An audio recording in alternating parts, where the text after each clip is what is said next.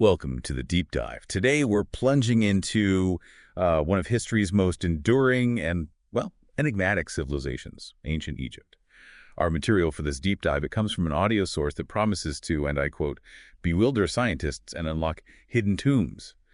So yeah, offering insights that could genuinely shift how we understand the past. Absolutely. And our mission today is exactly that, to cut through the noise a bit. We want to pull out the truly, astounding details from this material and connect the dots for you, offering a genuine shortcut, really, to understanding why these ancient secrets still challenge our modern perceptions of history and, frankly, what was possible back then. Okay, so let's unpack this.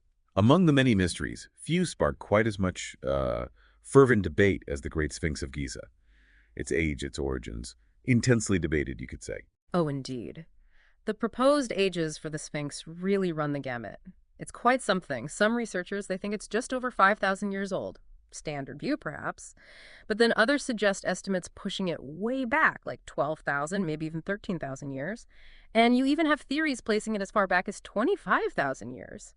That sheer lack of consensus, that itself is quite telling, isn't it? It's a massive range. So how can we even begin to, gauge such ancient timelines for a monument like that?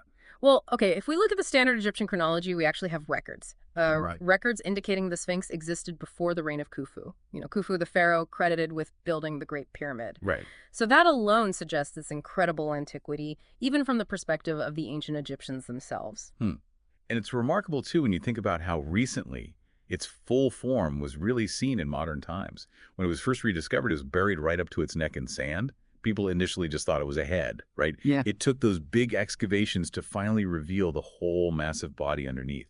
Exactly. And what's truly fascinating here, our source points out, this wasn't the first time it was buried like that. There's this powerful story from 1401 BC, Prince Tutmosis. He wasn't yet in line to be pharaoh. He apparently got tired while hunting, laid down next to the sand-covered Sphinx, and fell asleep. And he had this dream. Right, the dream where the Sphinx actually spoke to him, promising him kingship, wasn't it? If he would just free it from the sand. It described itself as being, like, dismembered, needing a protector. The source quotes it directly. My face is yours, my heart is yours, and you are the protector to me. For my condition is like the one that is in need. All my limbs are dismembered as the sands of the desert upon which I lay have reached me. So run to me, to have that done which I desire, knowing you are my son and my protector. Come forth, and I shall be with you. I shall be your leader.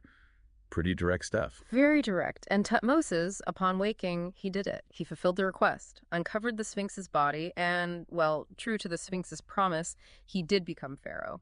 And to commemorate all this, he placed a stela, that's a stone slab, right there between the Sphinx's paws. Wow. So the key takeaway from this ancient account, you see, is that the Sphinx was already an ancient sand-buried monolith, even way back then.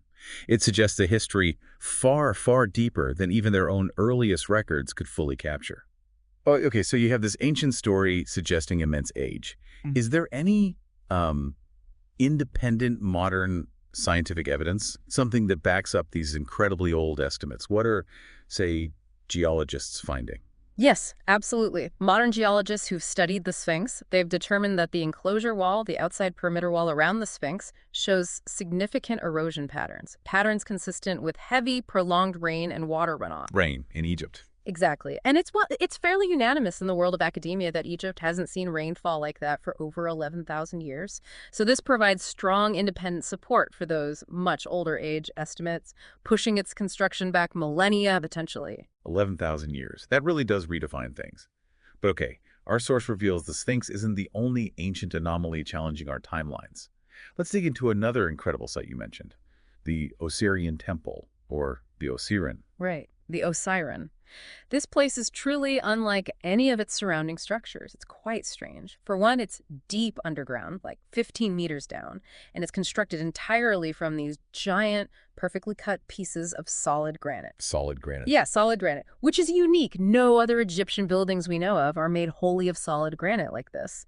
And if that wasn't odd enough, the Osirian is also built lower than the natural water table, so it actually fills with water every year. They have to pump it out just to get access. 15 meters down, solid granite, floods annually. That's already pretty wild. But then the source talks about what it calls the discovery that truly blew everything else out of the water, the tomb of Osiris itself. Tell us about the engineering involved here. The source calls it astounding. What details stand out? Oh, it's an engineering marvel, truly. The access to this tomb It's complex. It started with a shaft cut, 20 feet straight down into the bedrock. Then it takes a precise 90-degree turn horizontally for about 40 feet. Then another sheer drop, 40 feet straight down again, leading to what they call a staging room. Okay, a staging room? And what was in there? This room itself contained 7 hollowed-out carved places, and apparently these held 7 granite stone sarcophagi. 7 sarcophagi, just in the staging room. Right. But here's where it gets truly, well, profound. From that staging room, another shaft was cut, 90 feet straight down. 90 feet. 90 feet, leading directly underneath the Sphinx to the actual tomb of Osiris. Underneath the Sphinx. Wow. Okay, so what did they find down there in the tomb itself? Inside, they found this massive sarcophagus, huge, over 12 feet long. The lid alone, just the lid, weighed a staggering 9 tons, and it was resting in a pool of water down there. It was also surrounded by what were once 4 black granite obelisks, though the source says they've since been destroyed. 9-ton lid, surrounded by obelisks in water. Under the Sphinx. That's a lot. It is, and it raises an important question, right? What was this tomb's purpose? Egyptologists generally suggest it was symbolic. An empty tomb meant for prayer and worship related to Osiris. Okay, symbolic. Yeah. But the source points out some perplexing facts that seem to argue against that, like no remnants of offerings or sacrifices were found down there, and no ladders, no stairs, no obvious way to even get down into the tomb chamber easily. Right. Exactly. How would priests or worshippers even access it regularly for rituals? And maybe most striking, the sarcophagus itself was completely blank. The source says not a single hieroglyphic on the tomb itself anywhere. Which is really odd, isn't it? Yeah. Egyptian tombs are usually covered in spells and texts for the afterlife. It's highly unusual. It lacks the typical markings, the magical inscriptions meant to ensure passage into heaven. That was, as the source notes, pretty rare for any sarcophagus, let alone one potentially linked to Osiris. So what does the source suggest these discrepancies mean? A blank tomb, hard to access? Well, it absolutely contradicts that conventional symbolic interpretation. The absence of hieroglyphs, especially in a tomb of this scale, potentially linked to Osiris, it's a profound anomaly. It really suggests a purpose entirely different from the typical pharaonic afterlife rituals we know, maybe hinting at a function we haven't even begun to grasp for these kinds of colossal ancient structures. And it wasn't just this one massive sarcophagus, right? You mentioned others. That's right. Other giant sarcophagi have been found elsewhere, some weighing up to 50 tons. Carved from single blocks of granite, and somehow they were moved underground through these narrow hallways carved out of bedrock, hallways that were apparently barely wide enough for them to fit through. 50 tons. Moved through tight underground tunnels. The logistics alone are just mind-boggling. Staggering, yeah. Regardless of their ultimate purpose, the how is a huge mystery. Okay, so all these astounding structures, these anomalies, they seem to point back to one central figure, Osiris. The tomb is named for him. Who was Osiris, really, according to these ancient accounts? Was he just a god? Well, that's where it gets really interesting. The ancient Egyptians didn't just speak of Osiris as, some mythological god in their pantheon. They described him as a king of their past, their first king, and even remarkably, the creator of civilization. A king, not just a god, so like a historical figure to them. It seems so. The accounts describe him having his own land. His brother and sister had land. People prayed to him, yes, but temples were dedicated to him as a ruler. Laws and rules were apparently governed by him. He sounds like a central figure in their remembered history, not just theology. Wow. Can you give an example of how far back they placed him? What kind of laws did he supposedly make? Yeah, the source gives a specific, quite striking example. One of his supposed first laws for creating civilization was banning cannibalism, decreeing that, quote, man can no longer eat each other. Banning cannibalism. That implies a very, very early stage of societal development. Exactly. It suggests an incredibly ancient time frame, and he supposedly made many other laws, purchased lands, traded in slaves, ordered construction projects, acting very much like a human leader would. But the source emphasizes he was no normal human. He was the first god king, Lord Osirius, creator of civilization. The first god king. Mm-hmm. And the depictions.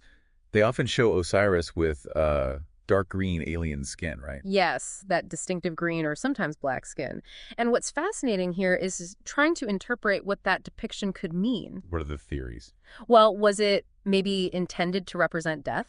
You know, the changes to the human body after death, rebirth, vegetation, that's a common interpretation. Yeah. Or was it meant perhaps more literally to represent an alien god, someone who descended from the stars? Or, as our source also poses, was this all just a figment of the imagination of some ancient Egyptian? It really challenges us to consider interpretations beyond the conventional explanations. So, okay, let's recap. We've got the Sphinx, with its incredibly ancient and debated origins, possibly predating known Egyptian civilization by millennia based on geology. Then there's the Osirian temple, deep underground, made of unique, solid granite. And connected to it, this engineering marvel, the Tomb of Osiris, 90 feet under the Sphinx, with a massive blank sarcophagus. And all this potentially linked back to Osiris, described not just as a god, but as their first king, the creator of civilization itself. Yeah. It's a staggering scope of mystery we've unpacked here. It really is. And if we connect this to the bigger picture, as you say, these details taken together, they profoundly challenge the conventional narratives of ancient history. The evidence of extreme age for the Sphinx, the advanced, almost unbelievable engineering of these underground Osirian structures. They offer glimpses into a past that seems far more complex, far more mysterious than we often assume. It genuinely raises fundamental questions about what we think we know about early human capabilities and, well, maybe even origins. Absolutely. And our source material leaves us with one final provocative thought to ponder. It suggests there are many other secrets of the Sphinx that are still yet to be revealed. So it makes you wonder, doesn't it, what other ancient knowledge might still lie buried beneath those sands, waiting to be uncovered? And how might that discovery, if it comes, change our understanding of our own history?